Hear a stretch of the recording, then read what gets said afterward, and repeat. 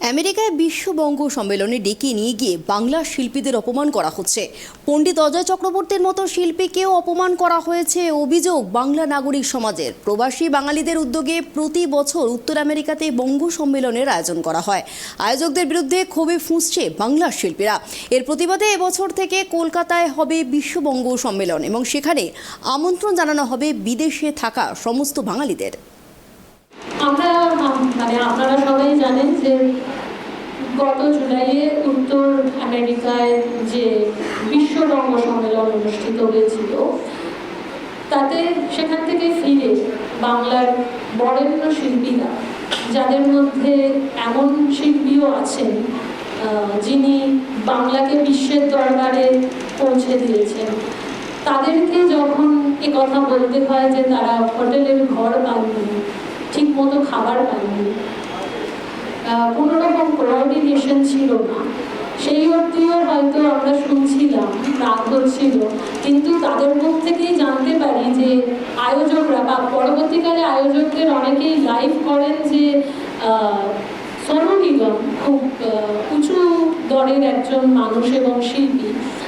আমি নিজেও তার খুব ভক্ত, কিন্তু অদ্ভুত লাগে যখন বিশ্ববঙ্গ সম্মেলনের আয়োজকরা বলেন যে সোনু নিগমের প্রোগ্রাম ছিল এবং সোনুজির সুখ স্বাচ্ছন্দ্যের নিয়ে তারা এত ব্যস্ত ছিলেন যে বাংলা শিল্পীদের কি প্রবলেম হচ্ছে সেটা তখনই দেখা।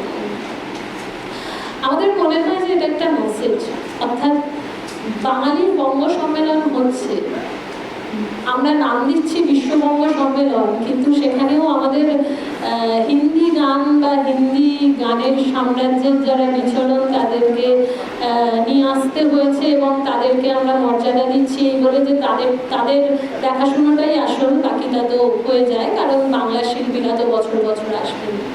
আমাদের একটাই প্রশ্ন যে বাংলার বুকের অনুষ্ঠানে এ কথা বলার সাহস যিনি দেখিয়েছেন, তিনি কি একইভাবে গুজরাটের কোনো অনুষ্ঠানে কোনো জৈন ধর্মগুরুকে নিয়ে এটা বলতে পারবেন?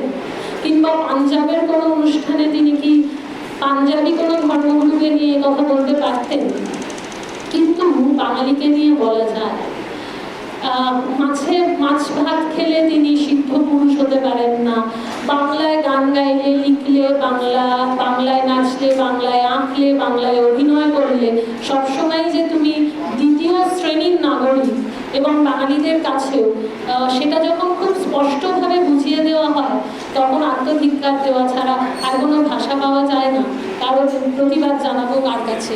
সবাই আমার জাতির লোক, আমার ভাষার লোক। আজকে উত্তর আমেরিকা বঙ্গ সম্মেলনে আটলান্টিক সিটিতে পশ্চিমবঙ্গের বরেণ্য শিল্পীরা যে হেনস্থা এবং লাঞ্ছনার শিকার হয়েছে বলে আমরা সামাজিক মাধ্যমে দেখেছি। একজন বাঙালি হিসেবে আমার মনে হয়েছে যারা কলকাতাতে অত্যন্ত সম্মানিত, যারা পশ্চিমবঙ্গে অত্যন্ত সম্মানিত, যারা দেশে অত্যন্ত সম্মানিত, এমনকি যাদের বিশ্বজোড়া খ্যাতি, সেই মানুষগুলো কি করে অসম্মানিত হলেন? মনে হয়েছে এই আত্মমর্যাদার গ্লানি ভোলার জন্য আমাদের কোথাও একটা প্রতিবাদ করা দরকার। সামাজিক মাধ্যমে অনেক প্রশ্ন উঠেছে।